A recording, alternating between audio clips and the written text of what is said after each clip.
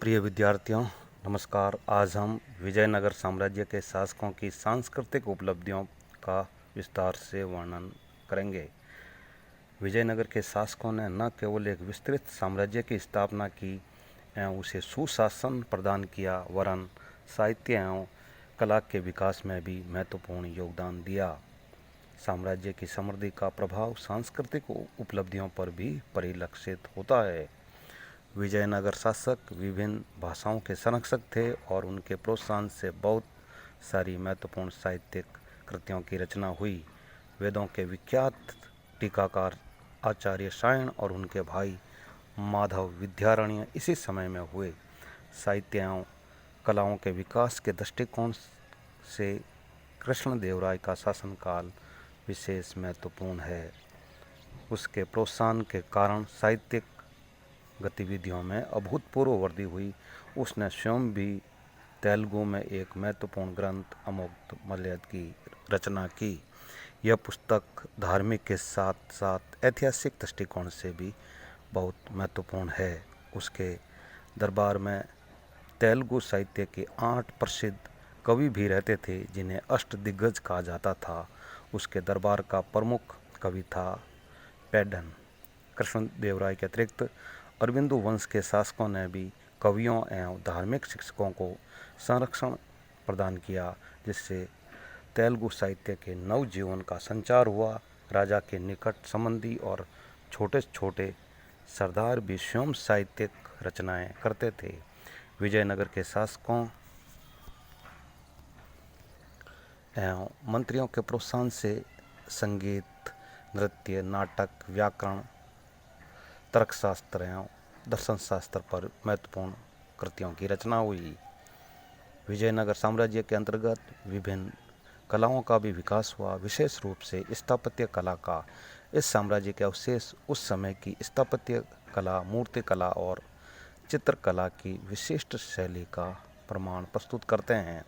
कृष्णदेवराय के समय में निर्मित हजारा मंदिर इस युग की स्थापत्य का सर्वोत्कृष्ट नमूना है, जिसकी देशी और विदेशी दोनों ही कलाविदों ने अत्यधिक प्रशंसा की है। विट्ठल स्वामी का मंदिर विजयनगर स्थापत्य शैली का एक अन्य महत्वपूर्ण नमूना है।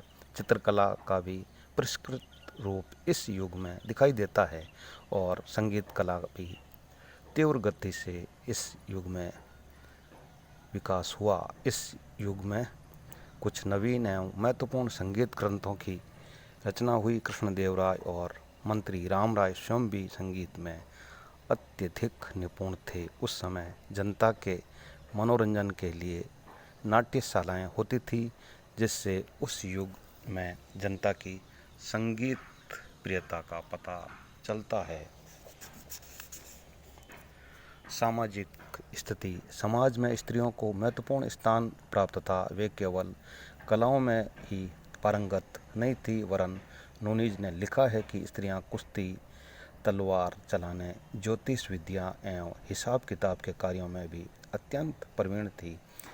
स्त्री क्लर्कों, हिसाब रखने वाली स्त्रियों, पहलवान, ज्योतिषी एवं भविष्यवक्ता स्त्रियों का उसने उल्लेख किया है। उनकी शिक्षा के लिए पर्याप्त प्रबंध रहे होंगे।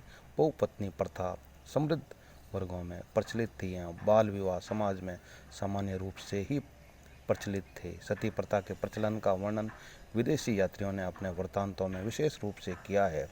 दास प्रथा भी विद्यमान थी, यद्यपि दासों के साथ कठोर व्यवहार नहीं किया जाता था एवं शारीरिक यातनाएं भी नहीं दी जाती थी। अब्दुल रज़ाक के द्वारा कुल्टा स्त्रियों के वर्णन से उस समय वेश्यावृत्ति के प्रचलन का पता चलता है। रोचक तथ्य यह है कि वेश्यावृत्ति एक सामान्य संस्था थी एवं राज्य की आय का एक स्वीकृत साधन थी। पेज ने दुष्चरित्र स्त्रियों का वर्णन किया है और अब्दुल रज़ाक ने लिखा है कि शहर के प्रीफेक्ट, जिनके साथ 12,000 पुलिसकर्मी भी होते थे, का वेतन वेश्यालयों की आमदनी से दिया जाता था। ब्राह्मण का सामाजिक और धार्मिक मामलों में ही नहीं, वरन राजनीतिक और प्रशासनिक मामलों में भी महत्वपूर्ण स्थान था। नूनीज ने ब्राह्मणों की योग्यताओं एवं विविध कार्यों में दक्षता का विस्तृत वर्णन किया है। उसने लिखा है कि वे पतले दुबले होते हैं एवं हिसाब किताब व व्यापार के कार्य में तो दक्ष हैं एवं ईमानदार है, परंतु शारीरिक कार्यों के लिए बिल्कुल अयोग्य।